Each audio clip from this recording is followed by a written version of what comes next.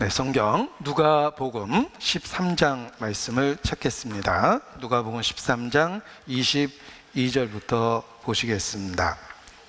누가복음 13장 22절 말씀부터 제가 읽어드리겠습니다.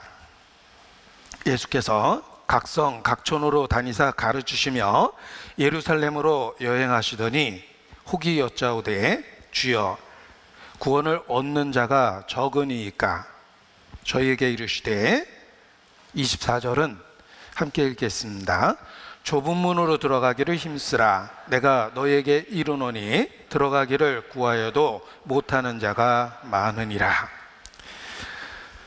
모든 성경은 예수 그리스도를 증거합니다. 성경 66권 또 1189장 수없이 많은 사건과 이야기 또 많은 등장인물들이 있지만 그 모든 이야기는 한마디로 예수께서 그리스도의 심을 우리에게 가르쳐 주려고 하나님께서 주신 말씀입니다. 예수 그리스도는 하나님의 창조의 근본이며 또 창조의 이유라고 이렇게 말할 수 있습니다. 성경은 예수 그리스도에 대한 표현을 그는 보이지 않는 하나님의 형상이다, 또 그는 하나님의 본체시라고 이렇게 선언하고 있습니다. 예수님은 육체를 가지신 하나님 자신이십니다. 육체를 갖고 이 땅에 오신 그 하나님의 모습을 하나님의 독생자라는 독특한 표현으로 우리에게 가르쳐 주신 것입니다.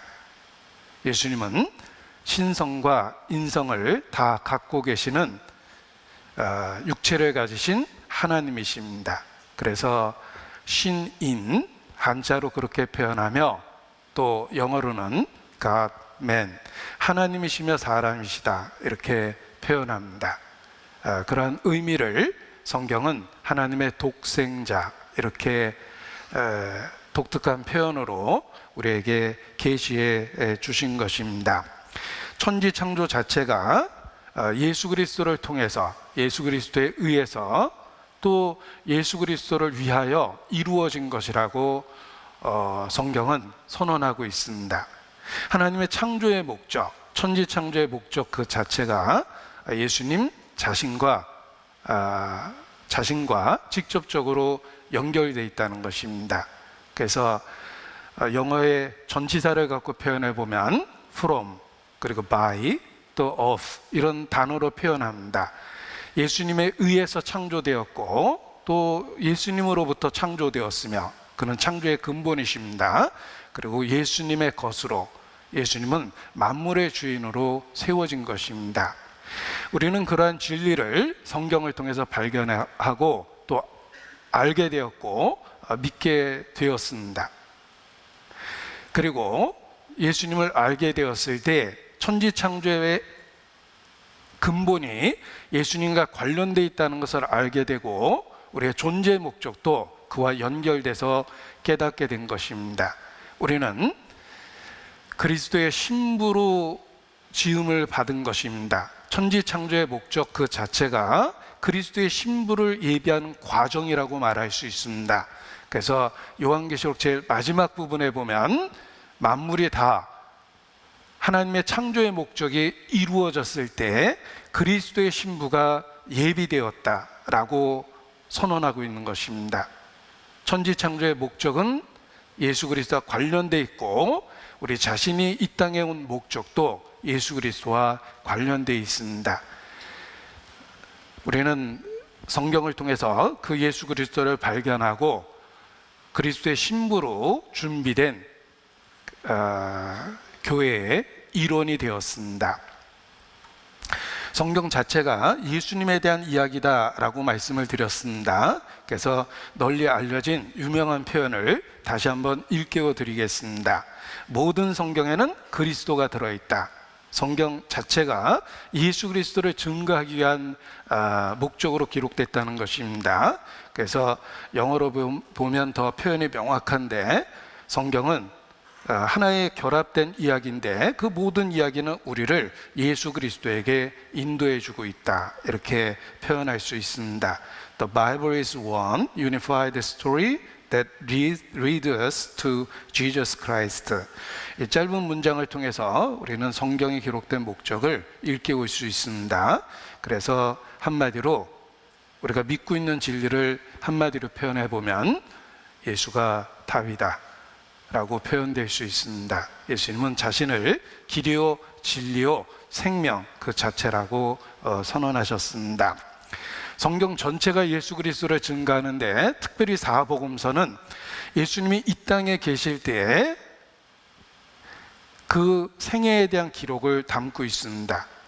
육체를 갖고 오신 하나님, 그리고 그 예수께서 이 땅에 계셨을 때의 기록을 사복음서가 담고 있습니다. 그래서 사복음서를 읽다 보면 성경 전체가 예수님에 대한 이야기라면 사복음서는 마치 그 예수님과 대면해서 얼굴과 얼굴을 맞대고 있는 것과 같은 그러한 감동을 줍니다. 우리가 사람을 대할 때 그 사람의 신체 일부분을 보고 있을 수 있고 얼굴을 맞대고 눈을 마주치면서 더 가까이 친밀한 대화를 할 수도 있습니다. 사복음서를 읽다 보면 예수님이 이 땅에 계실 때의 행적을 기록했기 때문에 우리는 마치 대면에서 예수 그리스도를 대면해서 마주대한 것과 같은 그런 감동을 더욱 받을 수 있습니다. 오늘 사복음서의 한 부분을 읽었습니다. 22절에 보면 예수께서 각성 각촌으로 다니사 가르치시며 예루살렘으로 여행하시더니 라고 되어 있습니다. 자, 예루살렘은 예수께서 십자가에 못 박힌 곳입니다. 예수님은 처음부터 자신의 죽음을 예정하고 그 죽음을 향해서 나아가셨습니다. 그래서 세례요한도 예수님을 보고 증거하기를 보라, 세상 죄를 지고 가는 하나님의 어린 양이로다 라고 증거합니다. 예수님은 처음부터 어린 양으로 한 마리 희생 제사처럼, 희생 제물처럼 속죄를 위해서 처음부터 죽음을 작정하시고 이 세상에 오셨습니다. 그래서 예수님의 생애 자체가 마치 예루살렘을 향하여 최종적 목적지를 향해서 가는 것과 같은 삶을 사셨던 것입니다. 예수께서 각성 각촌을 다니사 가르치시며 예루살렘으로 여행하셨습니다. 이 표현 속에 예수님의 생애를 볼 수 있습니다. 예수님은 예루살렘이라는 속죄제사, 자신의 죽음을 향해서 나아가시며 그 과정 속에서 다니사 가르치셨습니다. 예수님의 생애 자체가 마치 그와 같다라고 이렇게 마음에 일깨울 수 있습니다. 이 여행하는 중에 한 사람이 예수님께 아주 중요한 질문을 합니다. 혹이 여짜오되. 제가 받은 성경의 여러 질문 중에 혹이 도대체 누굽니까? 성경에 자주 등장하는 사람인데 혹이 누굽니까? 이렇게 질문을 받은 적이 있습니다. 한자식의 표현을 해서 오해하신 것 같습니다. 어떤 사람이라는 의미입니다. 그래서 그 사람이 누군지는 모르지만 주변에 있었던 누군가가 질문을 한 것입니다. 혹이 여짜오되, 아주 중요한 질문을 했습니다. 주여, 구원을 얻는 자가 적으니까. 자, 누구든지 궁금하게 여길 수밖에 없는 아주 중요한 질문을 예수께 했습니다. 이 사람의 의문 그리고 질문 덕분에 우리는 아주 중요한 교훈을 들을 수 있게 된 것입니다. 이 사람이 아주 중요한 영적인 사실에 대한 의문을 갖고 있었고 그것을 용기를 내서 질문을 했기 때문에 우리는 아주 중요한 교훈을 함께 나눌 수 있게 된 것입니다. 영적인 사실에 대한 궁금함, 그 의문, 그리고 그것을 알아보고자 하는 질문, 이것이 우리에게도 중요합니다. 이 관심이 없으면, 무관심하면 아무런 의문이 생기지 않습니다. 예를 들면 지나가는 수없이 많은 사람에 대한 의문을 우리는 갖지는 않습니다. 뭐 그 사람이 누군지 몇 살인지 어디서 뭐 하는지 아무런 관심이 없습니다. 그런데 사랑하는 사람에 대해서는 많은 궁금함이 생깁니다. 우리가 영적인 것을 사모하게 되면 그 영적인 여러 사실들에 대한 의문을 갖게 되고 궁금하게 여기게 되며, 그리고 그것을 알고자 하는 마음이 생깁니다. 이것이 올바른 하나님 앞에 이렇게 마음가짐이요 태도라고 이렇게 말할 수 있습니다. 영적 사실에 대해서 얼마나 많은 의문을 갖고 계십니까? 성경은 인간이 하나님께 많은 질문을 하는 이야기를 담고 있습니다. 하나님은 우리의 궁금함을 축복해 주시고 그 질문을 통해서 놀라운 진리를 가르치십니다. 우리가 아마도 영적 진리를 제대로 깨닫지 못하는 것은 그 영적인 사실에 대해서 전혀 궁금해하지 않기 때문에, 혹 우리의 지식이 얕은 것은 아닌지 그렇게 반성할 수 있습니다. 영적인 것에 대한 의문을 갖는 것이 필요합니다. 궁금하게 생각하는 것이 마땅합니다. 우리가 알고 믿는다고 고백하는 예수 그리스도에 대해서 많이 궁금해해야 됩니다. 그래야만 놀라운 진리를 발견할 수 있게 됩니다. 누군가를 사랑하면 궁금한 것이 아주 많아집니다. 달 밝은 밤에 그대는 무슨 생각하시나요? 그대 생각하다 보면 모든 게 궁금해요. 찬송가 몇 장인지 궁금하실 텐데, 우리 국민 가수 이선희 씨도 모든 게 궁금해요. 누군가를 사랑하니까 모든 게 궁금하다 이렇게 표현했는데 공감되지 않습니까? 우리가 영원한 진리를 사모하고 예수 그리스도를 정말 따르다 보면 궁금한 게 많아집니다. 그 의문을 갖고 질문을 할 때 하나님은 놀라운 진리를 우리에게 알려주십니다.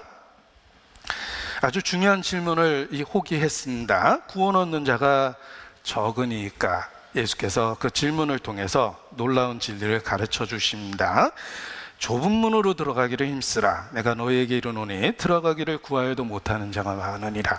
이게 쭉 그 답변을 해주셨는데, 자, 질문은 간단했습니다. 구원을 얻는 자가 적으니까. 뭐 간단하게 대답할 수 있죠. 적다. 그리고 끝내셔도 됩니다. 그런데 예수님은 그렇게 단답식의 대답을 하지 않고 아주 포괄적으로 구원과 관련해서 중요한 진리를 가르쳐 주셨습니다. 우리의 의문보다 더 많은 답변을 해주신 것은 주님이 우리에 대한 사랑이 넘치기 때문에 그 질문을 계기로 해서 더 많은 것을 우리에게 가르쳐 주신 것입니다. 그래서 예수님은 간단하게 대답하지 않고 구원과 관련해서 아주 포괄적인 그런 중요한 내용을 가르쳐 주셨습니다. 좁은 문으로 들어가기를 힘쓰라. 내가 너희에게 이르노니 들어가기를 구하여도 못하는 자가 많으니라. 들어가기를 구하면 다 들어갈 수 있다라고 얘기하신 것이 아니라 경고하셨습니다. 들어가기를 구하여도 못하는 자가 많다라고 경고하셨습니다. 그리고 25절에 보면 집주인이 일어나 문을 한번 닫은 후에 다시는 기회가 없다라는 것을 여기 말씀해 주십니다. 집주인이 일어나 문을 한번 닫으면 한 번 닫힌 구원의 문은 결코 열리지 않습니다. 노아 홍수 시대에 그러했습니다. 방주의 문이 닫혔습니다. 비가 오기 시작했습니다. 그런데 한 번 닫힌 구원의 문은 결코 열리지 않습니다.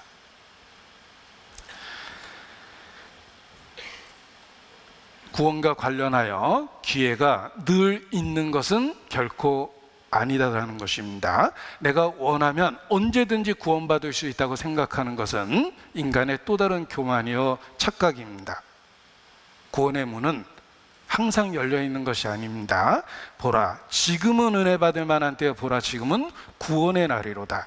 지금이라고 일컬어지는 특별한 시기가 있습니다. 하나님의 말씀을 듣는 그때가 그 지금이라고 표현된 아주 특별한 시기입니다. 우리가 사람이 좋아하는 금이 3가지가 있다고 그러는데, 생명활동에 필요한 소금, 그리고 가치 있는 황금, 그리고 무엇보다 중요한 금은 지금이다. 뭐 이런 말장난 같지만 아주 교훈이 되는 표현도 있습니다. 구원의 문은 항상 열려 있는 게 아닙니다. 열려 있을 때가 있고 닫히는 때가 있다는 것입니다. 찬송의 가사입니다. 구원의 문 열렸으니 주의 공로 힘입어 주저 말고 들어가서 생명길로 갑시다. 구원의 문 닫힌 후에 들어가고 싶구나. 한 번 닫힌 구원의 문 또 열려지지 않으리.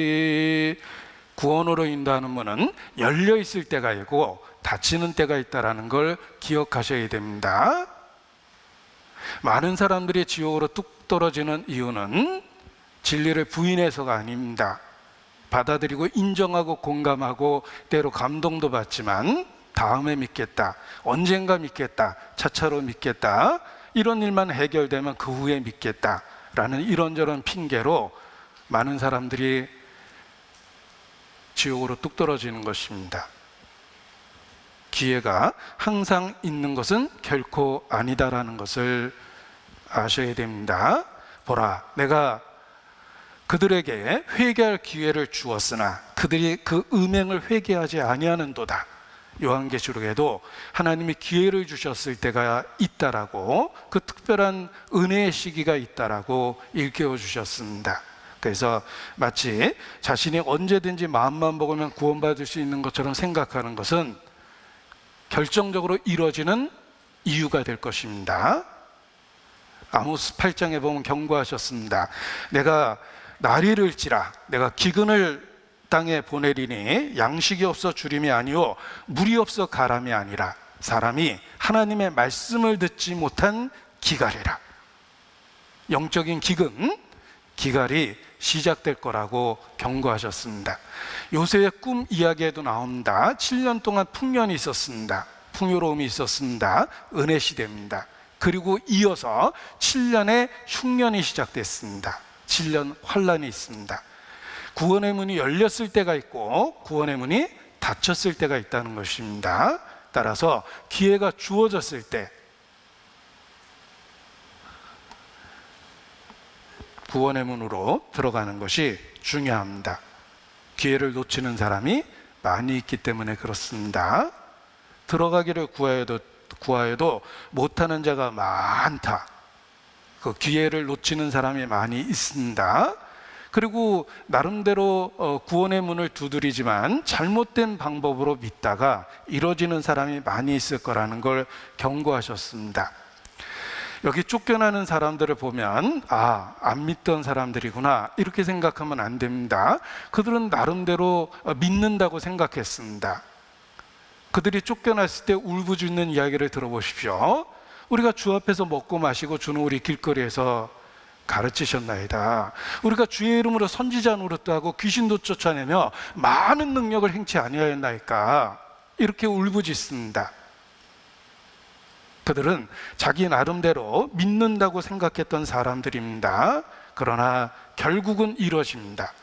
성경은 경고합니다. 의인 중에 악인이 있다. 곡식 중에 가라지가 있고 좋은 물고기 가운데 나쁜 물고기가 있고 양 속에 염소가 섞여 있고 의인 중에 악인이 들어있다고 경고하고 있습니다. 들어가기를 구하여도 못하는 자가 많이 있느니라. 이 잘못된 상태에 있다가 이루어지는 사람이 많이 있다는 것입니다. 참 불행하고 슬픈 것은 쫓겨나는 그 순간까지 자기가 쫓겨날 거라고는 전혀 생각지 못했던 사람들입니다.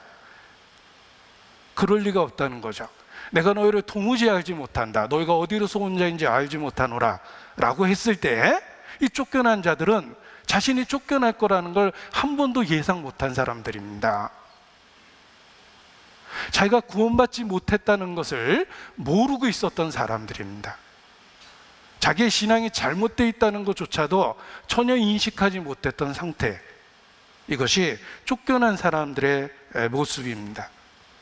이 쫓겨난 사람들의 모습을 철로역정이라는 글에 아주 구체적으로 자세히 이렇게 표현되어 있습니다.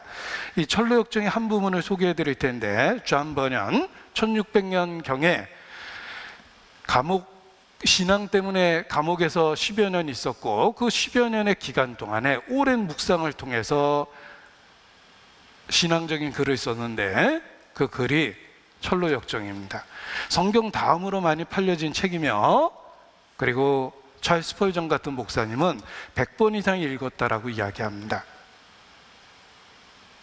13년의 묵상을 통해서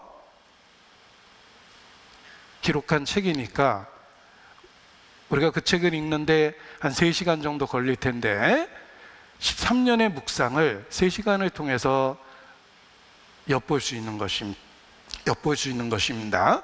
이 존 버년이 기록했던 철로역정, 자신이 광야에서 꿈을 꾼 것처럼 이 신앙생활을 그렇게 표현해서 기록을 했는데, 널리 그 성경 다음으로 읽혀지는 책입니다. 이 한 사람이 멸망의 도시에서 출발해서 신앙생활을 시작하는데, 이 멸망의 도시에서 살 때에는 그의 이름이 은혜 없음, 그레이스리스입니다. 은혜 없음, 하나님의 은혜를 모르고 받지 못한 사람이었는데, 그가 신앙생활을 시작하면서 크리스찬이라고 불리우기 시작합니다. 그리고 좁은 문을 통해서 구원을 받게 되며 여러 신앙 과정을 거쳐서 천국에 가는 모습, 그 모습을 우화처럼 이렇게 표현한 것입니다. 이 철로역정 전체적인 이야기 속에 무지라는 사람과 많은 대화를 합니다. 이 무지가 결국 천국문 앞에서 이뤄지는 사람의 모습입니다. 그의 이름은 무지입니다. 이 무지가 죽음의 강을 건너는 모습이 있는데, 무지가 죽음이라는 강을 건너고 있었다. 그도 결국은 인생의 최종적 목적지에 도착합니다. 이 죽음의 강을 건너는데, 크리스찬은 물결 속에서 공포를 느끼며 소망의 위로를 받고 간신히 죽음의 강을 건너는데, 놀랍게도 무지는 편안하게 배를 타고 건넙니다. 너무 부러웠어요. 저 사람은 왜 배 타고 저렇게 편하게 건넙니까? 그 벳사공의 이름이 충격적입니다. 이 무지가 배를 타고 건너고 있는데, 이 벳사공의 이름이 헛된 소망입니다. vain hope, 헛된 소망. 그러니까 자신은 죽으면 천국 갈 거라는 그런 근거 없는 확신을 갖고, 헛된 소망을 갖고 죽음의 강을 잘 건너고 있는 것입니다. vain hope, 헛된 소망. 이 죽음의 강을 건널 수 있도록 배를 타고 편안하게 건너게 해줍니다. 무지는 크리스찬과 소망이 겪었던 어려움을 겪지 않고 쉽게 강을 건넜습니다. 이렇게 표현하고 있습니다. 구원 못 받았다고 해서 죽음의 현장이 꼭 고통스럽고 절망적인 건 아닙니다. 헛된 소망으로 자기는 큰 상을 받을 것처럼 그렇게 죽을 수 있습니다. 심지어는 악인도 죽을 때 인생 한바탕 정말 멋지게 살았다, 그리고 껄껄껄 웃으면서 죽는 사람도 있습니다. 죽을 때까지는 아무 문제가 없다라는 뜻입니다. 이 무지는 오히려 죽음의 강을 편안하게 건넙니다. 시편 73편입니다. 시편 73편.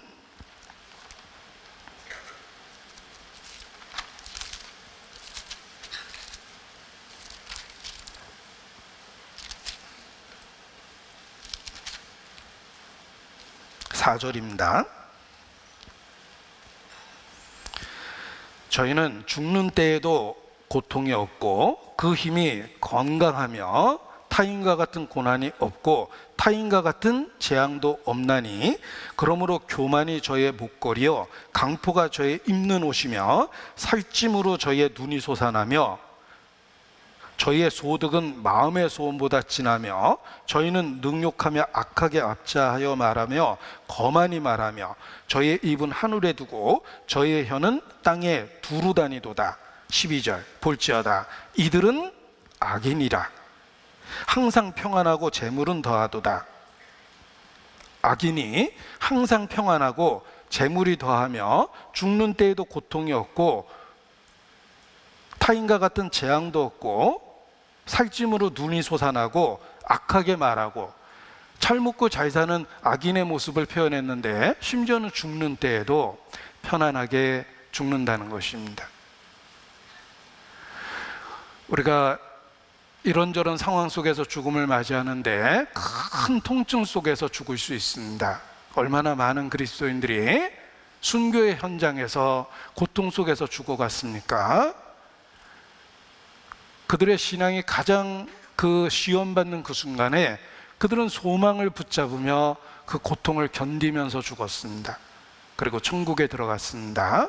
그러나 오히려 악인은 죽는 순간까지 편안할 수 있다는 것입니다. 문제는 그 이유입니다.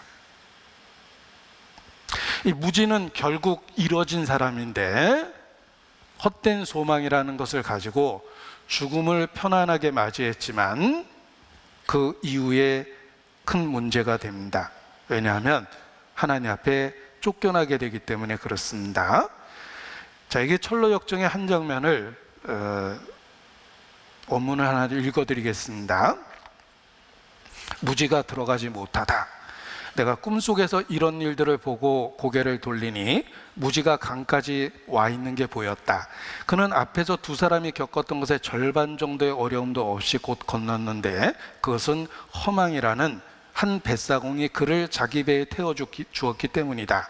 나는 그가 언덕을 오르는 것을 보았으나 그는 홀로였으며 마중 나온 천사가 없었죠. 문에서는 아무도 그를 맞아주지 않았다. 그는 문 위에 있는 글귀를 읽고는 노크하기 시작했다. 그때 나는 문 안에서 묻는 소리를 들었다. 누구십니까? 어디서 오셨는지요? 무엇 때문에 왔습니까? 무지가 대답했다. 주여, 저는 당신과 함께 먹고 마셨던 사람입니다. 당신께서 우리 거리에서 가르치셨지요. 누가복음 13장에 있는 말씀 그대로입니다. 문지기가 안에서 그에게 증서를 요구하자 그는 아무 말도 없었다. 증서가 없습니까? 무지는 대답이 없었다.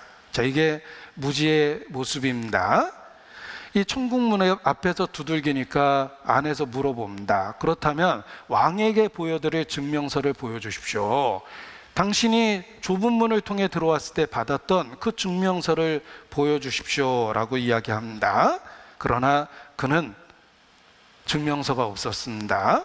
결국은 쫓겨나게 됩니다. 이게 문 열어달라고 무지가 천국문 앞에서 소리치는데 증명서? 그런 거 없습니다. 그러니까 결국은 수족을 결박하여 지옥으로 던져버립니다. 그래서 지옥의 문은 천국문 바로 옆에도 있다 이렇게 경고하고 있습니다. 그는 이뤄지는 그 순간까지 자기가 이뤄질 거라는 것을 전혀 상상도 못했습니다. 그는 근거 없는 구원의 확신을 갖고 있었습니다. 그는 교만했고 자기중심적이었습니다. 이 철로 역정을 읽다 보면 기독교가 무지와 대화하고 무지와 관계된 이야기를 참 많이 합니다. 많은 페이지에 등장하는 인물입니다. 그러나 결국은 그는 이뤄집니다. 철로 역정 안에 왜 무지와 대화하는 내용이 그렇게 많을까?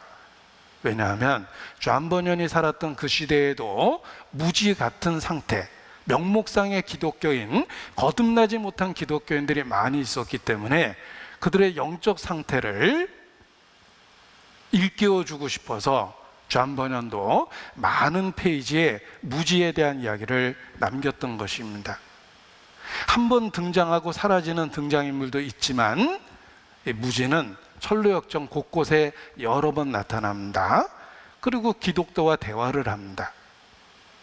그리고 더 대화하고 싶었지만 그가 분노 상태가 될까 봐 생각할 기회를 줍시다. 이런 말로 대화를 또 미루고, 또 여행하다 또 무지를 만나게 되니까 또 대화를 나누고, 이런 장면이 반복됩니다. 이것은 존 버년의 경험 속에서 있었던 이야기입니다. 존 버년이 살았던 그 시대에 명목상의 기독교인이 많았습니다. 단지 교리만을 붙들고 실제 구원에 대한 확신과 체험이 없이 지내는 사람이 많이 있었습니다. 그들의 영적 상태를 무지라는 인물을 통해서 계속해서 묘사한 것입니다. 그는 자기의 영적 상태에 대해서 전혀 깨닫지 못하고 있었습니다. 에레미야 시대의 사람들도 그랬습니다. 그들은 근거 없는 자신감에 가득 찼고 하나님의 대적자가 됐습니다. 그래서 결국은 바벨론에 의해서 나라가 망해버린 것입니다. 망하는 그 순간까지 그들은 자신들이 하나님의 백성이라는 자부심이 가득했습니다. 또 다른 무지의 모습입니다. 에레미야 7장을 보시겠습니다. 에레미야 7장입니다.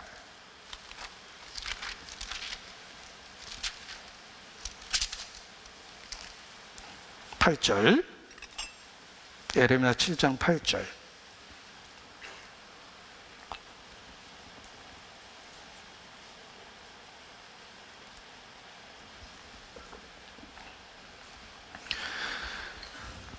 너희가 무익한 거짓말을 의뢰하는도다.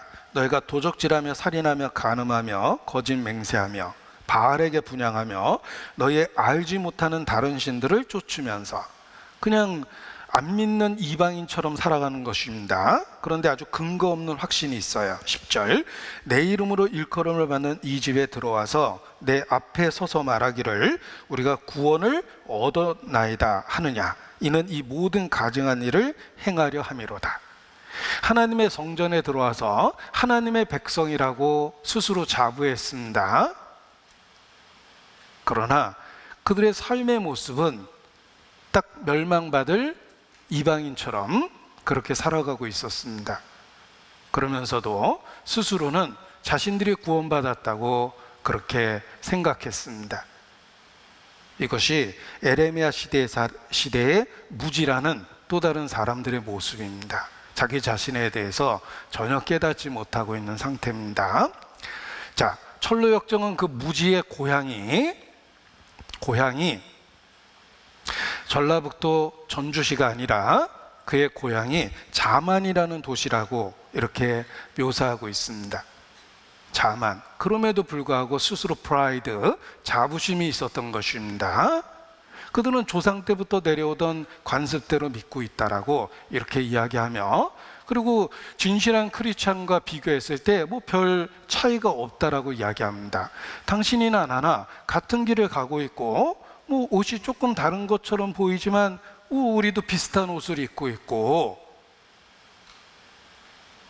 우리도 올바로, 당신만 올바로 믿는 게 아니다, 이런 그 주장을 끊임없이 합니다. 그것이 무지의 모습입니다. 여기 다시 철로역정의 한 부분을 보겠습니다.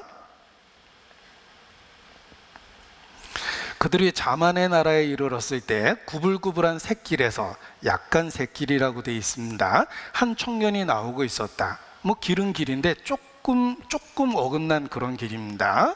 당신은 뉘시오. 그리고 어디로 가는 길입니까? 나는 무지라고 합니다. 지금 천국으로 가는 중입니다. 나름대로 그도 신앙생활을 하고 있습니다. 구원에 대한 체험도 없고 스스로 의로운 척하면서 자기 중심적인 신앙을 갖고 오랫동안 조상 때부터 그러했으니까 나도 특별한 문제가 없다라고 생각합니다. 이게 무지의 모습입니다. 하지만 당신은 좁은 문으로 들어오지 않았습니다. 천국 문 앞에서 보여줄 것이 없을 텐데 뭐 꼭 그런 것이 필요한가요? 거듭남의 필요성을 전혀 모릅니다. 나는 착하게 살고 있고 금식도 하고 11조도 하고 꼬박꼬박 교회생활 다 하고 있습니다. 당신이나 나나 가는 길이 똑같은 길인 것 같은데, 많은 대화를 하지만 이 무지가 돌이키지 않습니다. 이 무지의 모습이 사실 우리의 태생적인 본성의 모습입니다. 무지의 모습은 태생적인 우리 본성의 모습입니다. 나에게 이 무지라는 그런 면은 없다라고 생각하면 자기를 속이는 겁니다. 우리의 본성은 철저하게 이 무지 상태입니다. 예수께서 제자들을 보시며 너희 중 하나가 나를 팔리라, 충격적인 이야기를 하셨습니다. 그때 제자들은 난 절대 아니야 이렇게 생각하지 않았습니다. 불안하고 두려워졌습니다. 주여, 내니까.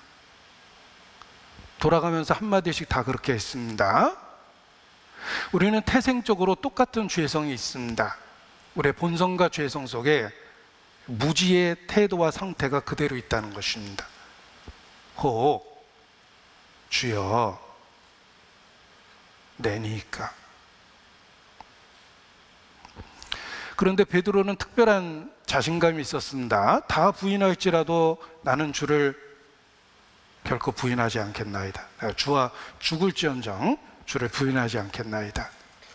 근거 없는 자신감이 있었지만 예수님을 가장 크게 배신한 게 베드로 자신이었습니다. 내가 오늘 밤 닭이 2번 울기 전에 나를 3번 부인하리라. 베드로는 근거 없는 자신감에 가득 찼습니다. 다른 제자들은 두려웠죠. 내니까. 자기를 돌아봤기 때문에 오히려 시험의 때를 벗어났는데 베드로는 근거 없는 자신감 때문에 오히려 크게 넘어졌습니다. 자, 이 무지의 상태가 태생적인 내 본성 속에 그대로 있다라는 것을 기억해 보십시오.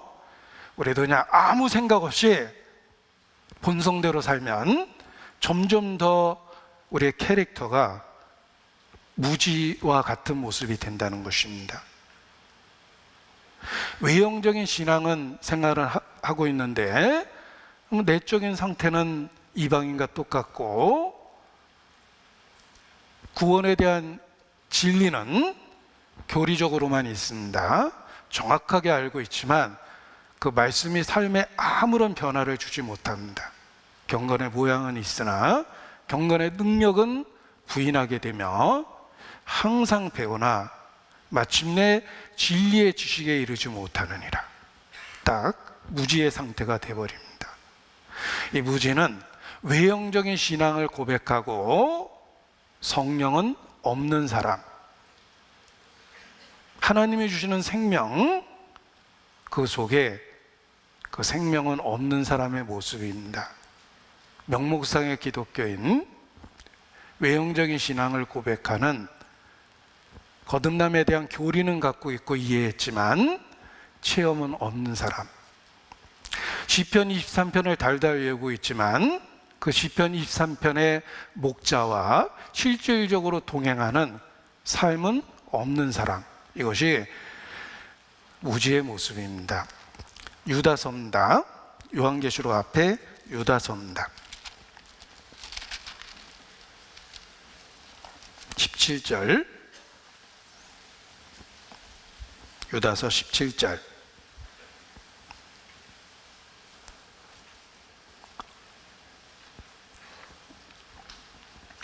사랑하는 자들아, 너희는 우리 주 예수 그리스도의 사도들의 미리 한 말을 기억하라. 그들이 너희에게 말하기를 마지막 때에 자기의 경건치 않은 정욕대로 행하며 기롱하는 자들이 있으리라 하였나니, 이 사람들은 당을 짓는 자며 육에 속한 자며 성령은 없는 자니라. 이 사람들은 당을 짓는 자며 육에 속한 자며 성령은 없는 자니라. 자, 10절에 보면 이 사람들은 다시 설명이 되어 있습니다. 무엇이든지 알지 못하는 것을 회방하는도다. 또 저희는 이성 없는 짐승같이 본능으로 아는 그것으로 멸망하느니라. 그냥 본능으로 아는 그것이 그의 한계입니다. 본성적인 판단만 하고 삽니다. 성령의 인도하심이나 가르침이 없습니다. 11절, 화 있을진저. 세 종류의 모습이 있습니다. 이 사람들이여 가인의 길에 행하였으며 삭슬 위하여 발람의 어그러진 길로 몰려갔으며 고라의 폐역을 쫓아 멸망을 받았도다. 가인의 길, 그리고 발람의 어그러진 길, 고라의 폐역, 성경에 등장하는 3대 악인이죠. 그 캐릭터를 그대로 갖고 있습니다. 그리고 성령은 없는 자다.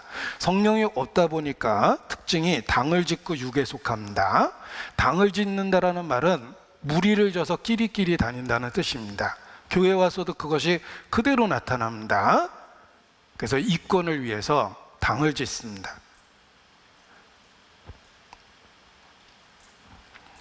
우리나라 기독교 보면 그 모습이 보이지 않습니까? 당을 짓습니다. 통합, 합동, 예장, 기장, 고신, 대신.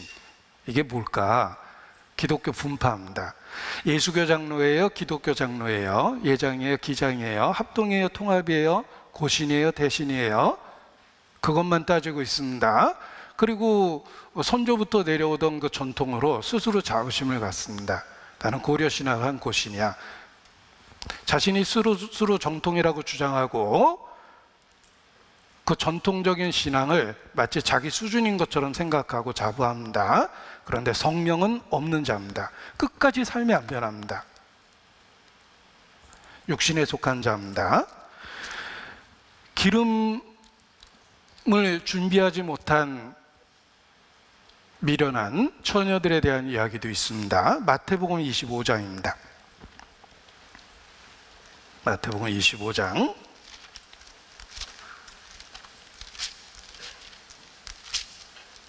1절입니다. 그때 천국은 마치 등을 들고 신랑을 맞으러 나간 10처녀와 같다 하리니 그 중에 5은 미련하고 5은 슬기 있는지라. 자, 이 모두 다 신랑을 기다립니다. 그런데 슬기 있는 자는 등과 기름을 같이 가지고 있었고, 미련한 자는 3절에 보면 미련한 자는 등을 가지되 기름을 가지지 아니하였습니다. 신앙의 외형은 있습니다. 정확한 교리 속에 있습니다. 그런데 등은 가졌는데 기름은 없다. 성령의 내재죠. 성령의 내주하심, 거듭난 체험은 없습니다. 거듭난 것에 대한 교리는 아마 알고 있었을 거예요. 그런데 실질적인 체험이 없습니다. 이것이 철저한 무지의 상태며 본성적인 우리의 모습이기도 합니다. 이 거듭남과 관련해서 요한웨슬레에 대한 이야기를 좀 드려보겠습니다. 여기 요한웨슬레입니다. 자, 무지는 명목상의 기독교인이며 성령은 없는 자, 그의 모습이며 자기가 구원받지 못했다는 걸 전혀 모르고 있는 사람이다. 무지는 뭘 모르고 있었냐면 자신이 구원받지 못했다는 걸 모르고 있었던 것입니다. 그가 무지입니다. 자, 요한웨슬레의 이야기를 드리고자 합니다. 요한웨슬레는 감리교의 창시자입니다. 1738년 5월 24일 거듭났다고 이야기합니다. 그의 가르침은 거듭나야 된다는 것입니다. 그래서 감리교 창립 예배일이 5월 24일입니다. 잘 모르는 분은 감리교 다니면서도 그게 요한웨슬레 생일인 줄 아는데 요한웨슬레가 거듭난 날입니다. 양화진에 가니까 선교사님들의 무덤이 있었는데 그 중에 감리교 선교사님들의 무덤이 특별했습니다. 그들은 몇 년도에 죽었는지를 어떻게 표현했냐면 요한웨슬레 회심 몇 주년 이렇게 썼어요. 그들은 자신의 죽음의 그 날짜조차도 요한웨슬레 회심과 관련해서 날짜를 계산했던 겁니다. 2023년이 요한웨슬레 회심 285주년입니다. 올해가 요한웨슬레가 회심한 지 285주년입니다. 요한웨슬레는 1738년 5월 24일 올더스게이트가에 있는 그곳에서 모라비안 교도의 설교를 들으면서 비로소 거듭났습니다. 이론적으로 알았던 그 예수 그리스도에 대한 믿음을 정말 갖게 됐어요. 그래서 여기 요한웨슬레가 거듭날 때의 모습을 그냥 그림으로 그린 것입니다. 보세요. 특별한 날이 됐어요. 요한웨슬레가 1738년 5월 24일 거듭났습니다. 그때 그 과정에 이르는 이야기가 있습니다. 요한 웨슬레가 미국의 선교사로 출발을 했습니다. 거듭나기 전의 이야기입니다. 배가 풍랑을 만났습니다. 곧 죽게 되었습니다. 엄청난 공포감에 어쩔 줄 모르는데 배에서 평소 이단이라고 조롱했던 모라비안 교도들이 있었습니다. 그들은 너무나 평안한 가운데 찬송하고 있었습니다. 무섭지 않습니까? 물어봤더니 우리들은 곧 주님 앞에 갈 것 같습니다. 이렇게 표현했습니다. 요한 웨슬레는 충격을 받았습니다. 그들을 평소 조롱했는데 그들은 죽음 앞에서 너무나 담대했습니다. 자기와 다른 신앙을 갖고 있다는 걸 알게 됐습니다. 그리고 그들을 조롱하기에는 그들의 삶의 모습이 너무나 올바랐습니다. 항해하는 내내 굳은 일은 다 그들이 하고 있었고 그들의 삶 속에 양보하고 다른 사람을 배려하는 것이 몸에 배어 있었습니다. 그들의 삶의 모습을 항해하는 중에 보았고 죽음이라는 위기 앞에 담대한 모습을 봤습니다. 그들의 신앙이 자기와 다르다는 것을 알게 됐어요. 그래서 모라비안 교도 그들의 지도자와 가까이 하면서 대화를 나누게 됩니다. 그때 이 모라비안 교도의 목사가 이런 질문을 요한 웨슬레에게 합니다. 여러분 자신에게 한번 그 질문을 해보십시오. 그때 요한 웨슬레에게 했던 질문입니다. 성령께서 당신의 영과 함께 당신이 하나님의 자녀라는 것을 증거하십니까? 성령이 증거하는 믿음을 갖고 계십니까?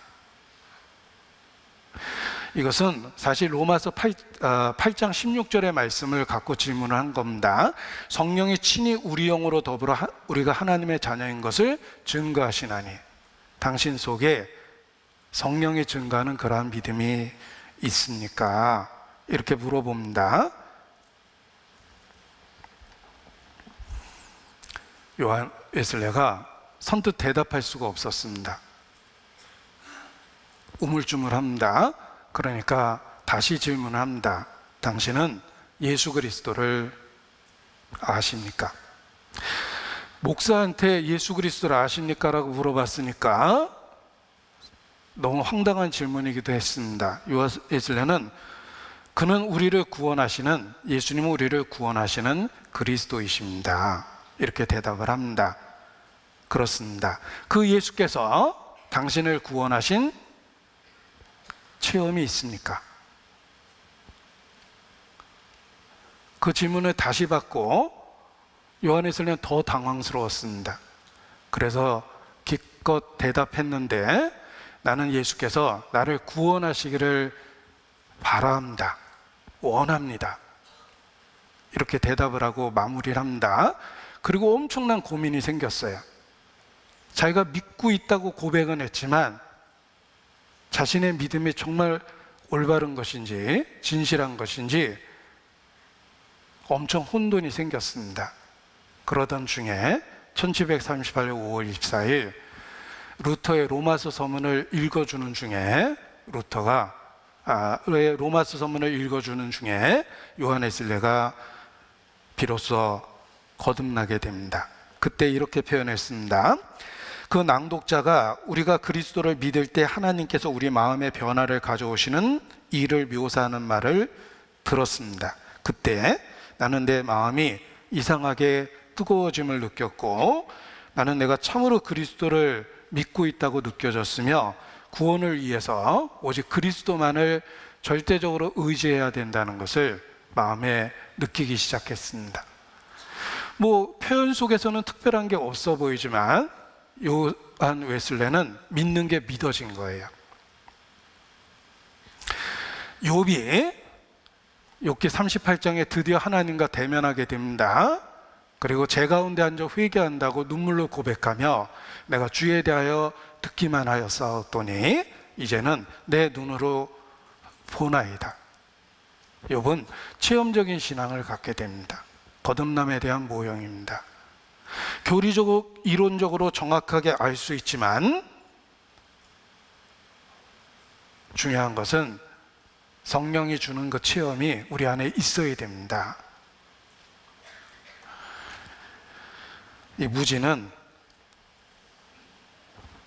자신이 구원받지 못했다는 것조차도 인식을 못한 것입니다.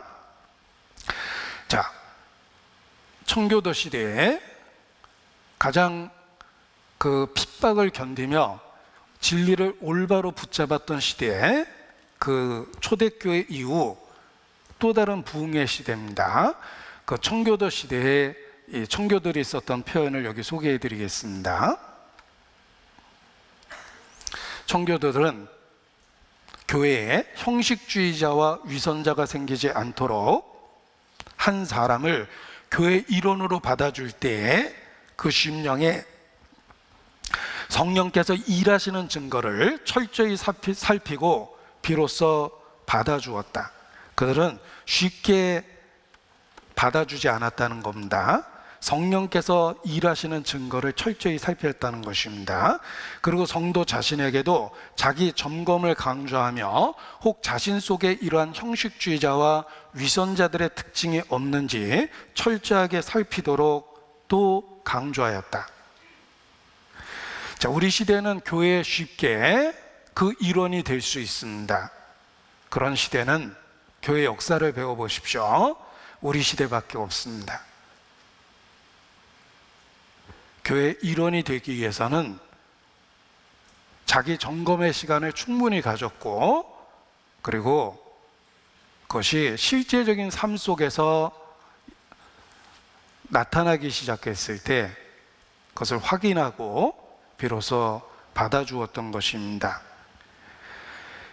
이 무지라는 인물은 교리적으로는 정확하게 알고 있었을지 모르지만 거듭남의 체험이 없었던 것입니다. 그것을 증명서가 없었다, 이런 것으로 표현한 것입니다. 철로역정을 읽어보면 증명서가 무엇인지 구체적인 설명은 없지만 좁은 문을 통과할 때 받는 그 증명서, 또 여행 내내 그의 품속에 있었던 증명서를 의미합니다.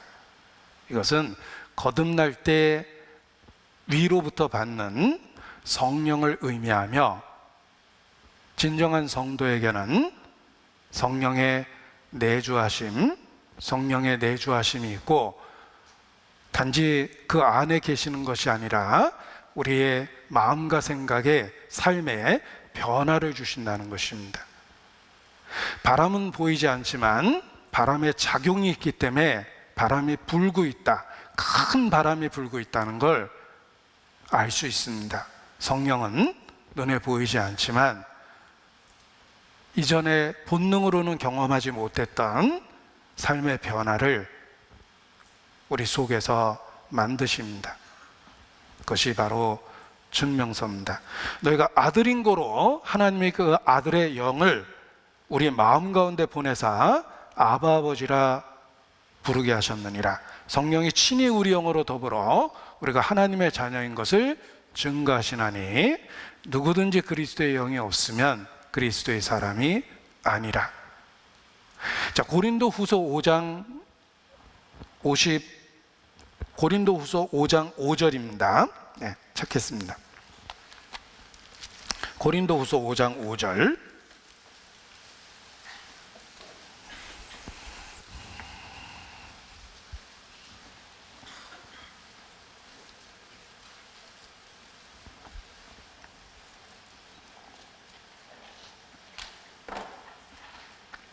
같이 읽죠. 곧 이것을 우리에게 이루게 하시고 보증으로 성령을 우리에게 주신 이는 하나님이시니라. 보증으로 성령을 우리에게 주셨다.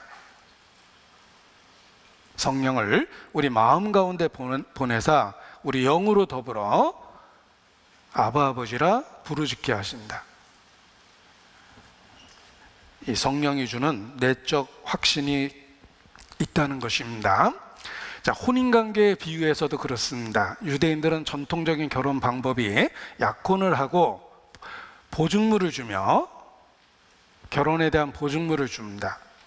그리고 일정한 기간 후에 비로소 결혼식을 합니다. 그것이 유대인들이 결혼하는 과정입니다.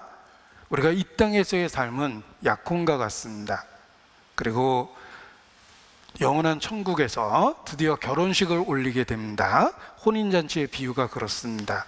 그리고 이 땅에서 우리에게 약혼을 통해서 보증물을 주십니다. 신랑이 신부에게 보증물을 주었듯이 보증으로 성령을 주십니다. 예수께서 승천하시고 하나님 우편에 앉아 계시다. 지금도 거기 앉아 계십니다. 그 이유는 이 땅에 있는 우리에게 성령을 주시기 위해서 앉아 계시는 거예요. 그리스도의 승천, 하나님의 우편에 앉아 계심의 의미는 우리 안에 성령이 계시는 것에 대한 근거가 되는 것입니다. 그래서 예수님 당시에는 죄성 있는 제자들과 예수께서 육체를 가지고 함께 하셨던 것처럼 지금은 또 다른 보혜사 성령을 통해서 여전히 죄성 있는 우리에게 성령이 우리 안에 계실 수 있게 된 것입니다. 그래서 이 성령의 역사를 통해서 우리는 삶의 변화를 경험하고 그리스도인으로서 살 수가 있는 것입니다. 자, 무지, 그는 하나님 앞에서 쫓겨났습니다. 그때 책망의 말씀 속에 이런 이야기가 있습니다. 누가복음 13장 28절입니다. 누가복음 13장 28절. 너희가 아브라함과 이삭과 야곱과 모든 선지자는 하나님 나라에 있고 오직 너희는, 딱 구별하셨습니다. 빛과 어둠을 구별하듯 딱 구별하셨어요. 오직 너희는 밖에 쫓겨난 것을 볼 때 거기서 슬피 울며 이를 갈며 있으리라. 아브라함과 이삭과 야곱과 모든 선지자는 하나님 나라 안에 있고 오직 너희는 밖에 쫓겨난다.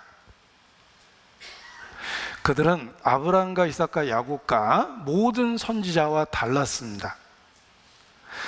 자, 유대인들은 스스로 주장하기를 우리는 아브라함의 자손이라. 예수께서 말씀하셨습니다. 너희가 아브라함의 자손이라면 아브라함의 행사를 해야 할 것이거늘 아브라함은 이렇게 하지 아니하였느니라. 유대인은 스스로 혈통을 근거로 해서 아브라함의 자손이라고 이야기했습니다. 그런데 예수께서는 너희가 참으로 아브라함의 자손이라면 아브라함의 행사를 해야 할 것이거늘 그들의 삶은 아브라함과 이삭과 야곱과 달랐다는 것입니다. 자, 우리가 교리적으로 올바로 알고 있다고 그것이 결코 구원의 보증이 되지 않습니다. 교리적으로 올바로 알고 있는 것은 중요하지만 그게 전부는 아니라는 거예요. 아브라함과 이삭과 야곱의 하나님, 그들의 삶의 모습이 우리 속에도 있어야 됩니다. 우리가 어떻게 알고 있느냐도 중요하지만 더 중요한 건 그 알고 있는 그것이 우리의 삶을 지배하고 그렇게 살고 있느냐가 중요합니다.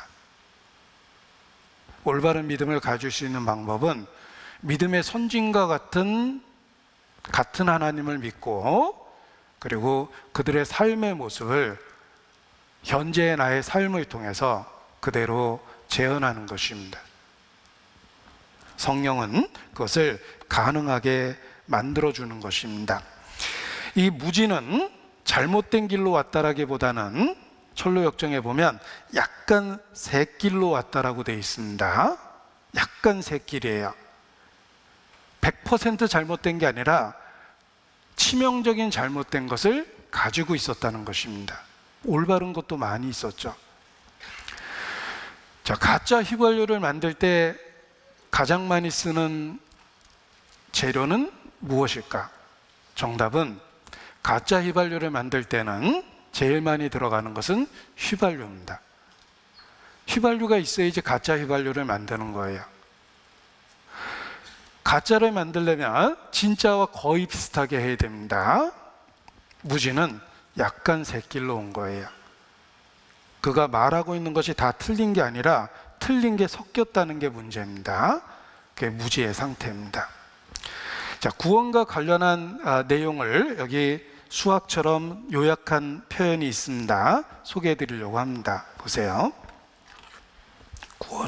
구원은 오직 은혜로만 받습니다.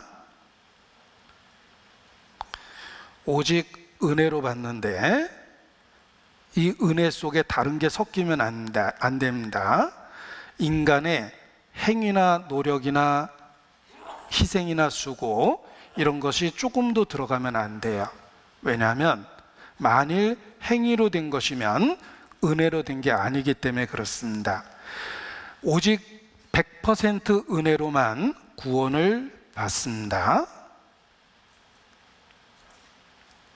자, 우리 간단한 방정식을 풀어보겠습니다. 여기 은혜는 행위를 반대편으로 넘겨보면 플러스가 되죠. 구원은 반드시 삶의 변화를 만들어낸다는 것입니다. 그냥 구원받았다는 교리만 있는 것이 아니라 이것은 생명력이기 때문에 반드시 삶의 변화를 만든다는 것입니다. 이렇게 수학적인 공식으로도 설명을 합니다. 한마디로 잘못된 게 조금이라도 들어오면 안 된다는 뜻입니다. 그래서 여기 좀 정리를 해봤습니다. 우리 시대 가장 치명적인 가르침입니다. 잘못된 믿음은 죄 없는 인간들을 십자가 없는 그리스도의 사역을 통해 심판 없이 천국에 들여놓는 진노 없는 하나님을 믿는다. 이게 이제 우리 시대 가장 잘못된 가르침입니다. 죄 없는 인간들을 십자가 없는 그리스도의 사역을 통해 심판 없이 천국에 들여놓는 진노하지 않는 그런 하나님을 믿는 것이 약간 새길입니다. 죄 없는 인간이라고 그랬죠. 인간의 본성은 그냥 본성일 뿐이다. 죄의 기준을 자기 기준으로 바꿔버리는 겁니다. 그래서 죄에 대한 책망이 없습니다. 그리고 십자가 없는 그리스도, 예수님의 희생, 대속적인 그 진리보다는 예수님은 우리의 삶의 모범이 되셨다. 그의 삶을 본받자. 이런 도덕적인 설교가 많아집니다. 그리고 하나님은 사랑의 하나님이기 때문에 우리를 그냥 받아주실 거야. 그러니까 죄에 대한 분노나 심판이 없는 그런 하나님을 강조합니다. 이게 이제 약간 새길로 오는 것입니다. 자, 아무리 올바른 이야기를 해도 중요한 것을 빼고 전하면 그것이 잘못된 것이다. 교회 역사를 통해서 얻는 교훈입니다. 올바른 이야기가 많이 있어도 치명적인 잘못된 것이 들어가면 그냥 잘못된 겁니다. 온전한 진리로 가정한 절반의 진리는 완전한 비진리다. 이런 표현도 있고, 그들은 복음을 부인하는 것이 아니라 갈라디아 교회의 이야기입니다. 할례를 덧붙이고 그것이 본질적이라고 주장했다. 더하거나 빼는 것, 이것이 문제다. 자, 이런 표현들은 무지의 영적 상태의 다양한 모습이라고 생각합니다. 약간 새길로 오는 겁니다. 그리고 이 무지의 상태의 그 분명한 특징이 있습니다. 그에게는 자신의 영적 상태에 대한 거룩한 두려움이 없었습니다. 자, 거룩한 두려움이라는 표현을 썼습니다. 우리가 하나님을 경외한다라는 한자식의 표현을 써보면 경외라는 말이 일상생활에서 안 쓰기 때문에 표현을 쓰지만 구체적으로 어떤 의미인지 잘 마음에 안 느껴집니다. 쉬운 표현으로 바꿔보면 경외는 거룩한 두려움이에요. 이 무지는 자신의 영적 상태에 대한 거룩한 두려움이 없었습니다. 하나님 앞에 근거 없는 자신감만 가득했고 근거 없는 친밀함이 있다라고 생각했습니다. 하나님에 대한 거룩한 두려움이 없었어요. 인간의 죄성이 얼마나 심각하고 끔찍하고 혐오스러운지를 전혀 공감을 못한 겁니다. 사람이 다 그렇잖아. 그런 말로 죄를 심상하게 본 겁니다. 이것이 무지의 그러한 상태입니다. 제가 오늘 진지한 이야기를 드리고 있는데 조금 쉬어가도록 하겠습니다. 직업별 싫어하는 사람들이 있습니다. 의사는 앓으니 죽겠다는 사람, 이런 사람 싫어하고, 치과 있으면 이가 없으면 잇몸으로 지내겠다는 사람 싫어합니다. 산부인과 의사는 무자식이 상팔자라고 주장하는 사람 싫어하고, 성형외과 의사는 난 생긴 대로 살까 이런 사람 싫어합니다. 이비인후과 의사는 귀머거리 3년 벙어리 3년으로 지내겠다는 사람 싫어합니다. 내과 의사는 속 없는 사람을 싫어하고, 외과 의사는 쓸개 빠진 사람을 싫어하고, 한의사는 밥이 보약이라고 이야기하는 사람 싫어합니다. 목사는 죄 없다고 빡빡 우기는 사람 싫어합니다. 하나님에 대한 거룩한 두려움이 있어야지 죄와 죄성이 얼마나 심각한지를 깨닫게 됩니다. 실질적으로 범죄에서 죄를 깨닫는 것은 우리의 인생을 망가뜨립니다. 죄는 꼭 범죄해봐야지 죄인이라는 걸 아는 게 아니에요. 죄에 대한 가능성이 있다는 걸 깨달으면서 죄성을 깨닫는 것입니다. 살인하고 살인이 큰 죄라는 것을 비로소 깨닫는 건 어리석은 겁니다. 우리 속에 살이가 가득하다는 것을 발견하고 죄를 깨달아야 돼요. 간음하고 죄를 깨달으면 가정이 깨집니다. 내가 유혹을 받을 수 있다는 가능성을 보고 죄를 깨닫는 거예요. 이 철로역정에 믿음이라는 인물이 나오는데 그의 고백 속에 그런 고백이 있습니다. 여기 철로역정에 믿음이라는 그 기독교의 친구가 나오죠. 그 믿음의 고백 중에 이런 내용이 있습니다. 자, 철로역정에서 믿음은 방탕한 여자에게 유혹을 당하는 경험을 통해서 죄의 각성을 경험하고 죄를 부끄러워하게 됩니다. 실질적으로 죄를 지은 게 아니라 자신이 유혹받을 수 있다는 걸 보면서 죄성을 깨달은 거예요. 자, 내가 실질적으로 범죄한 것만을 갖고 죄를 깨달으려고 그러면 난 전과 없이 살았습니다. 대한민국 법으로도 입증돼요. 그런데 죄를 지을 수 있는 가능성이 있다는 걸 아십니까? 특별한 사람이 범죄하는 것이 아니라 똑같은 죄의 동기가 우리 속에 있다는 것입니다. 음란, 미움, 시기, 질투, 분노, 강포, 성경에 말하는 모든 죄의 가능성이 내 속에 있습니다. 그리고 환경만 주어지고 상황이 주어지면 나도 쉽게 범죄할 수 있다는 것을 알게 됩니다. 우리는 죄를 지을 수 있는 성향, 죄성이 있다는 것을 발견하면서 하나님 앞에 거룩한 두려움을 갖게 됩니다. 그 거룩한 두려움이 있어야 됩니다. 여기 보십시오. 죄에 대한 거룩한 두려움이 있어야 된다. 이 내용을 좀 말씀드리고 싶습니다. 고린도후서 7장에 있는 말씀을 제가 화면을 통해서 인용했습니다. 그러므로 내가 편지로 너희를 근심하게 한 것을 후회하였으나 지금은 후회하지 아니함은 그 편지가 너희로 잠시만 근심하게 한 줄 알미라. 고린도 전서를 통해서 그들의 죄를 조목조목 지적하고 책망했습니다. 내가 지금 기뻐함은 너희로 근심하게 한 까닭이 아니요 도리어 너희가 근심함으로 회개함에 이른 까닭이라. 너희가 하나님 뜻대로 근심하게 된 것은 우리에게서 아무 해도 받지 않게 하려 함이라. 하나님의 뜻대로 하는 근심은 후회할 것이 없는 구원에 이르게 하는 회개를 이루는 것이요 세상 근심은 사망을 이루는 것이니라. 하나님 뜻대로 하게 한 이 근심이 너희로 얼마나 간절하게 하며 얼마나 변명하게 하며 얼마나 분하게 하며 얼마나 두렵게 하며 얼마나 사모하게 하며 얼마나 열심 있게 하며 얼마나 벌하게 하였는가.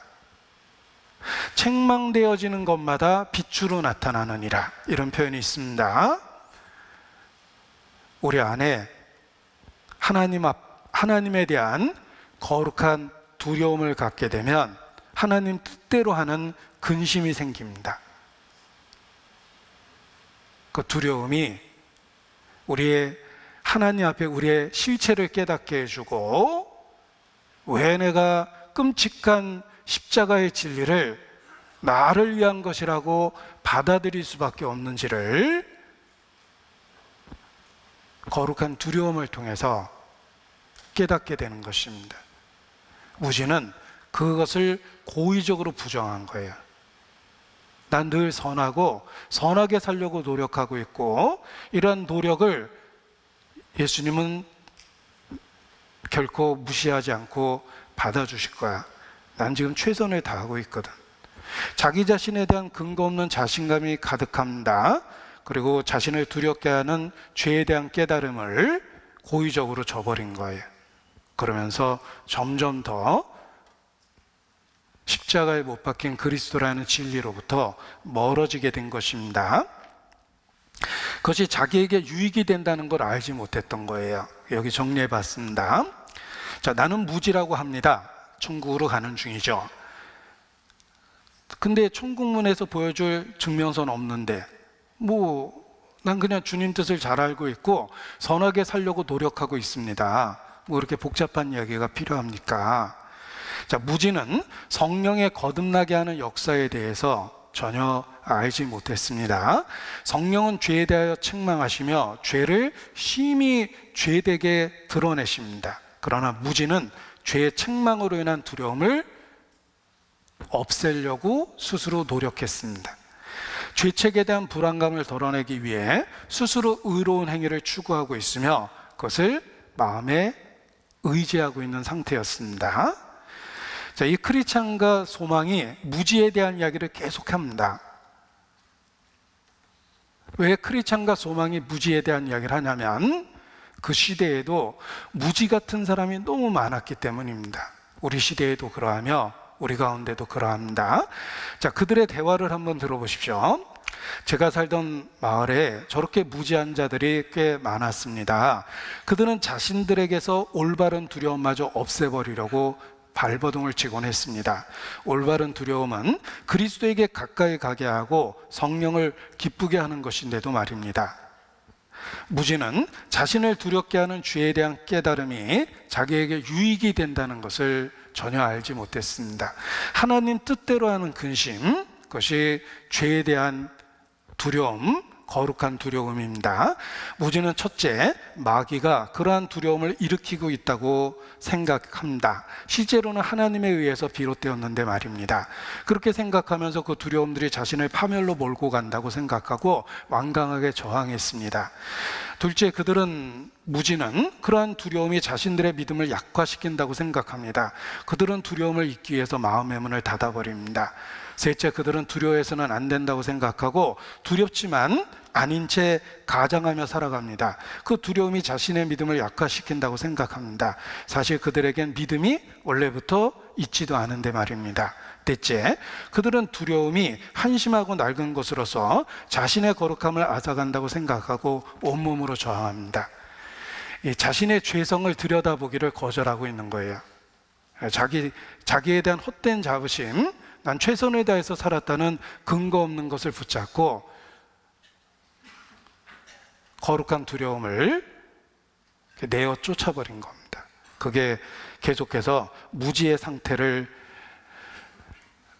갖게 한 것입니다. 하나님 앞에 치명적인 잘못입니다. 성령은 죄를 책망하는 역사를 하며 죄에 대한 경건한 두려움을 일으키며 그 두려움을 통해서 그리스도를 믿어야 될 필요성을 가르쳐주고 그리스도를 꽉 붙잡을 수 있도록 만들어줍니다. 그것이 바로 성령의 죄를 책망하시는 역사입니다. 여기 정리를 해봤습니다. 성령의 죄를 책망하시는 역사는 사람에게 거룩한 두려움을 일으키고 구원을 위해 그리스도를 굳세게 꽉 붙잡도록 만들어줍니다. 이사야서 66장입니다. 보시겠습니다. 이사야서 66장, 거룩한 두려움. 그 두려움이 우리를 그리스도에게 인도하고 그리스도를 붙잡도록 만들어주는 것입니다. 이사야서 66장 2절,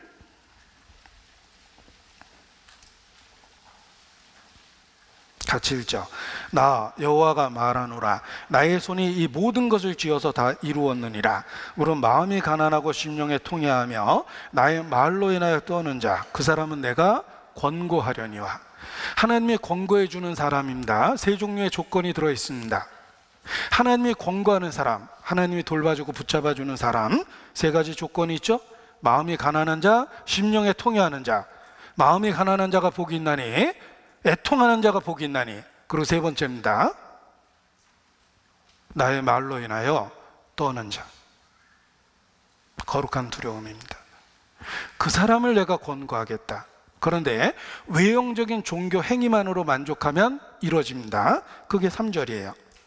손을 잡아 드리는 것은 살인함과 다름이 없고 어린 양으로 제사 드리는 것은 개의 목을 꺾음과 다름이 없으며 드리는 예물은 돼지의 피와 다름이 없고 분향하는 것은 우상을 찬송함과 다름이 없이 하는 그 무지들은 자기의 길을 택하며 그들의 마음은 가증한 것을 기뻐한 즉 결국 멸망합니다. 약간 새길 타협된 종교적 행위로 스스로를 만족시키고 거룩한 두려움을 내쫓습니다. 그게 무지예요. 하나님은 마음이 가난한 자, 심령에 통회하는 자, 그리고 나의 말로 인하여 떠는 자, 그들을 권고하십니다. 거룩한 두려움이 있어야 돼요. 시편 119편 120절입니다. 보십시오. 시편 119편 120절입니다.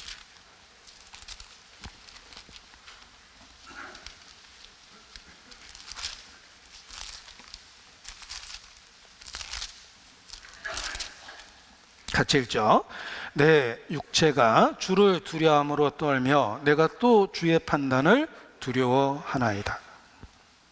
내 육체가 주를 두려움으로 떨며 내가 또 주의 판단을 두려워하나이다. 이것이 거룩한 두려움입니다. 하나님을 경외한다라는 말을 쉽게 표현하면 내 육체가 주를 두려움으로 떨며 주의 판단을 두려워하나이다. 하나님 앞에 하나님의 거룩함을 생각하고 그 거룩하신 하나님 앞에 자기의 현재의 모습을 인식하는 것, 신전의식이라고 그러죠. 그것이 거룩한 두려움이요 경외하는 모습입니다. 그것이 우리를 그리스도를 향하게 만들어주는 거예요. 그런즉 사랑하는 자들아, 이 약속을 가진 우리가 하나님을 두려워하는 가운데서 거룩함을 온전히 이루어 육과 영의 온갖 더러운 것에서 자신을 깨끗게 하자. 고린도후서 7장 1절 말씀, 우리가 아까 암송할 때 외웠던 말씀입니다. 하나님을 두려워하는 가운데서 거룩함을 온전히 이루어 육과 영의 온갖 더러운 것에서 자신을 깨끗하게 하자. 여호와를 경외하는 것은 악을 미워하는 것입니다. 거룩한 두려움이 있어야 돼요. 그 거룩한 두려움이 우리를 그리스도에게 나가게 해주는 것입니다. 그 거룩한 두려움이 뭘까? 악인은 반대로 그 목전에 하나님을 두려움이 없느니라. 그게 악인의 모습이에요. 우리는 하나님을 경외해야 되는데 거룩한 두려움이 있어야 됩니다. 그래서 그리스도를 믿을 필요성을 느끼는 거예요. 자, 크리스찬과 소망이 계속되는 대화입니다. 참되고 바른 두려움은 세 가지로 알 수 있습니다. 첫째, 두려움이 생기는 동기로 알 수 있는데 그 죄를 깨닫고 그 죄에서 구원을 받고자 하는 마음을 갖는 두려움입니다. 둘째, 참된 두려움은 구세주를 믿게 만들고 구원을 받게 하며 끝나는 게 아닙니다. 계속해서 더욱 그리스도를 의지하게 만듭니다.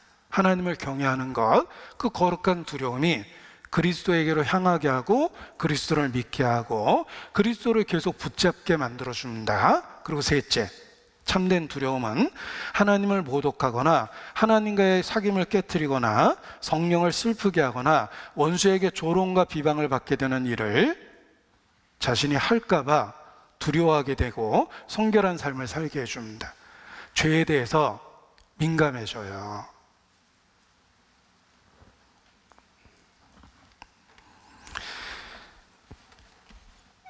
이 철로역정의 내용 속에 무지라는 사람이 나오고 또 한때 믿음이라는 사람이 나오며 적은 믿음이라는 사람도 나옵니다.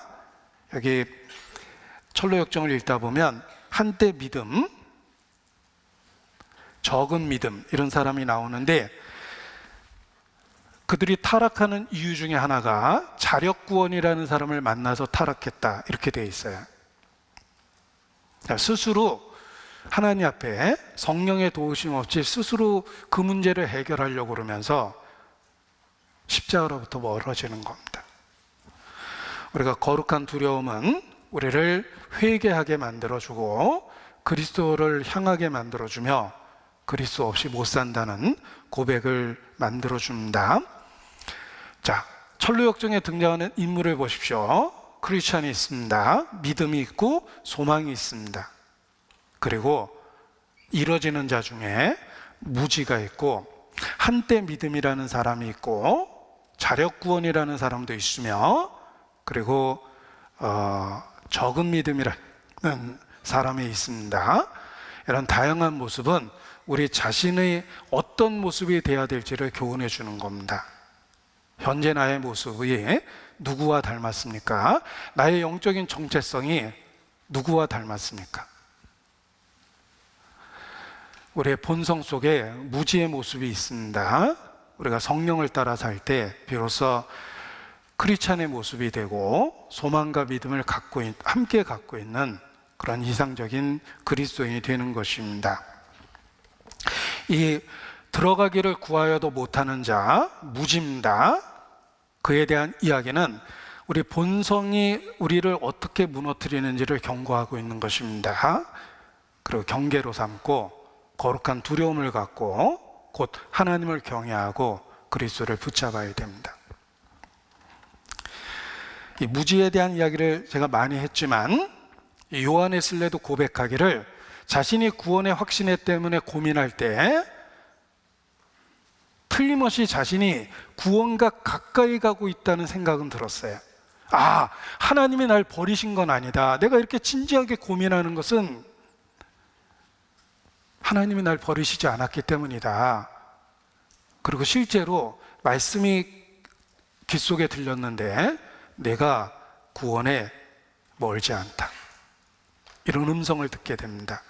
물론 내적인 확신이 든 거죠. 그리고 그 음성을 듣고 얼마 안 있다가 1738년 5월 24일 거듭나게 된 겁니다. 그게 요한웨슬레 체험이에요. 히브리서 6장입니다. 히브리서 6장 9절.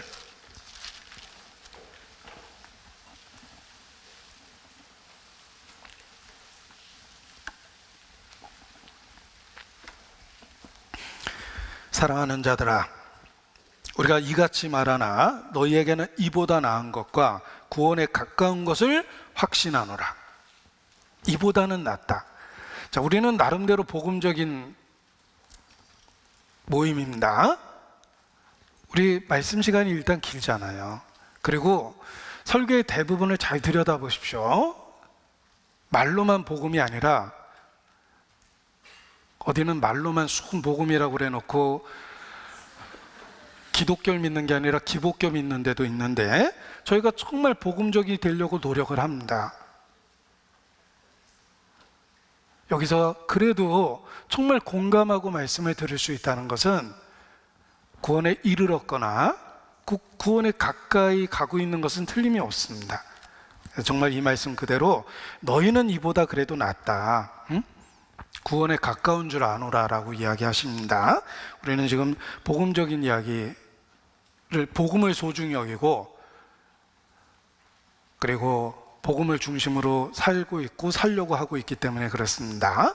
자, 그런데 어떻게 구원에 이르는지 그 다양성은 있지만 일반적인 과정을 이 천루역정의 소망의 간증을 통해서 합니다. 소망이 간증을 하는데 사실 그 간증의 내용은 존 버년의 간증이며, 존 버년이 그 시대의 보통 사람들이 구원받는 과정을 소망이라는 인물을 통해서 간증하도록 이렇게 글을 쓴 겁니다. 우리 작가가 하고자 하는 말을 작중 인물을 통해서 하잖아요. 그 생각은 작가에게서 나온 거거든요. 마찬가지로 소망의 간증은 구원의 다양성에도 불구하고 보통 한 사람이 구원에 이르는 과정을 표현한 것입니다. 그래서 제가 소망의 간증을 정리해 봤습니다. 그리고 너무 복잡하거나 어려운 이야기를 드리는 것 같아서 제가 이걸 그 글로 이렇게 다 옮겨 적었어요. 우리가 그 호세아에 있는 말씀처럼 잘못된 것을 뒤집지 않은 전병이라 그랬는데 한 번쯤은 진리로 우리가 한번 뒤집혀야 됩니다. 그래야지만 올바로 되는 거예요.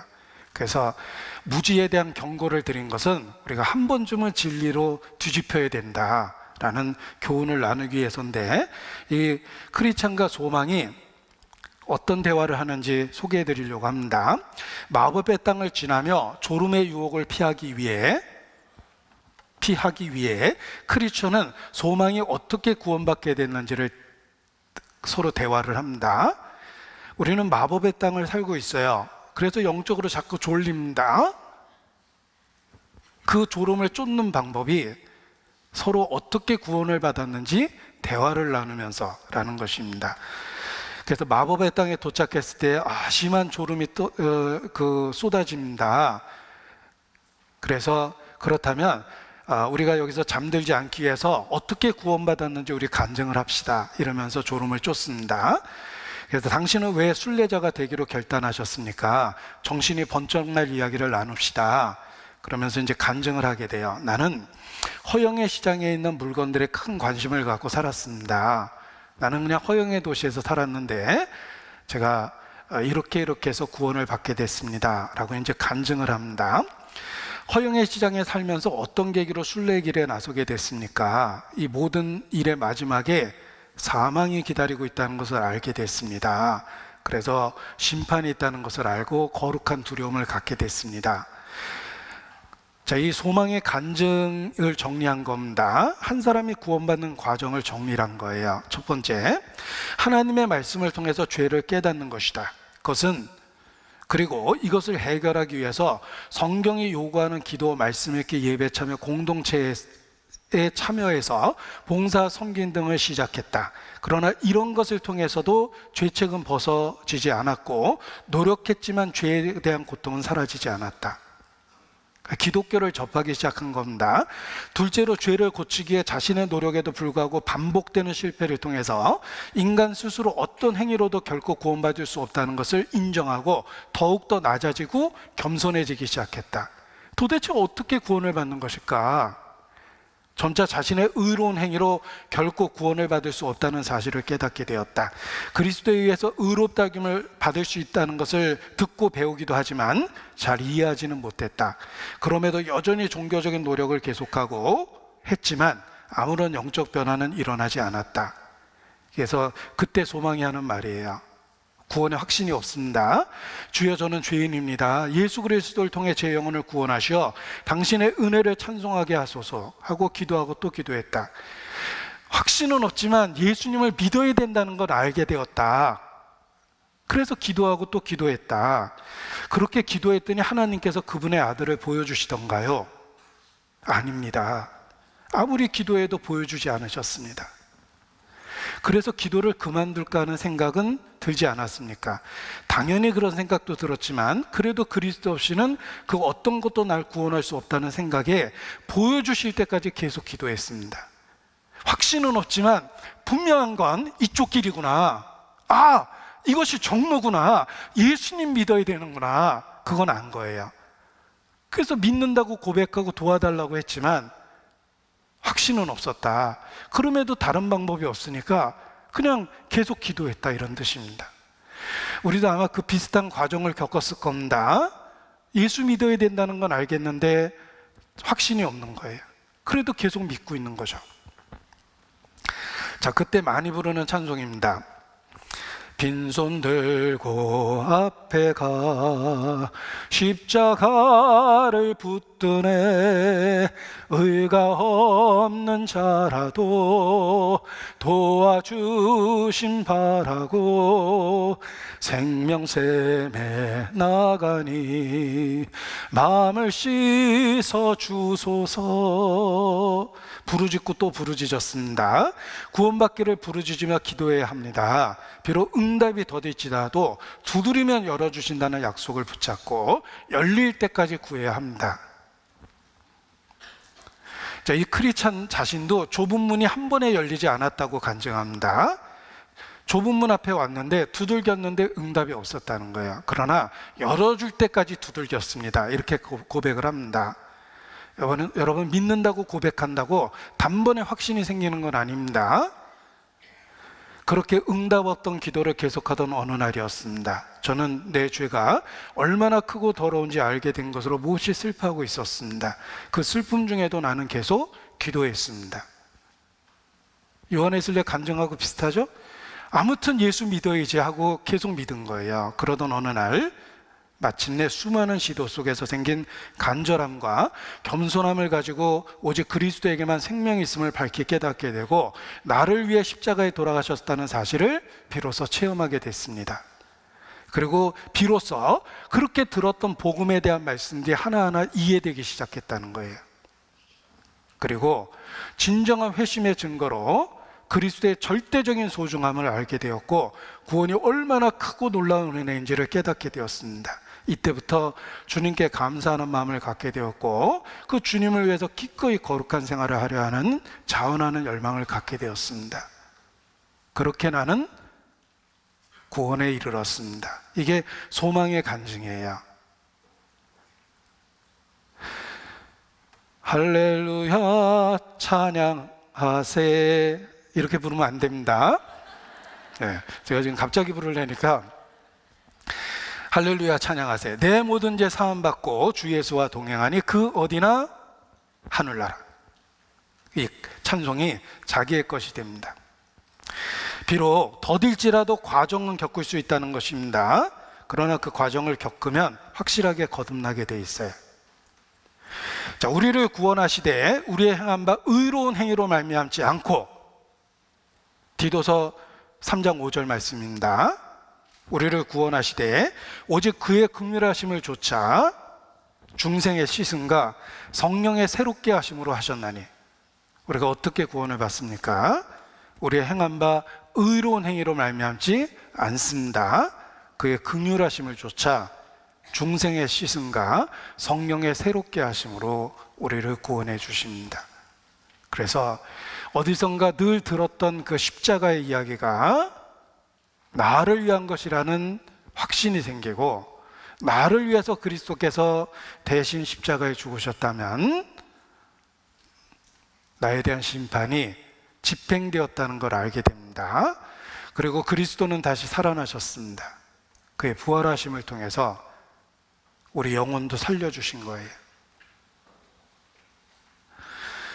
비로소 예수님 자신이 좁은 문이라는 것을 알게 됩니다. 내가 문이라. 예수님 자신이 좁은 길이라는 것을 알게 됩니다. 내가 길이요. 예수님은 좁은 문, 좁은 길입니다. 내가 결코 찾기 어려웠던 그 문과 길이 예수님 자신이라는 걸 알게 됩니다.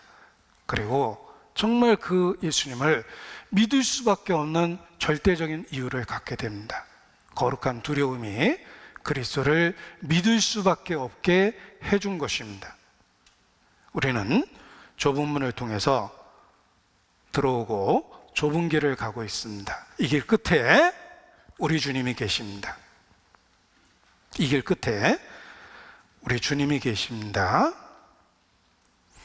우리가 걷는 이 길은 보기에 좁고 험하여 찾느니 매우 적어서 외롭지만 이 길 끝에는 우리 주님이 계셔 우리를 그 품에 안아주시리. 매일을 그렇게 소망 가운데 살 수 있게 주님께서 만들어 주십니다. 좁은 문, 좁은 길은 예수님 자신이에요. 그 예수님과 믿음을 고백하며 하나가 되는 것, 이것이 주님 앞에 이르는 유일한 길입니다. 그 길을 우리에게 계시하시고 알려주신 것은 성령이 하신 일입니다. 우리 행한 바 의로운 행위로 한 것이 아닙니다. 그래서 찬송할 수밖에 없는 것입니다.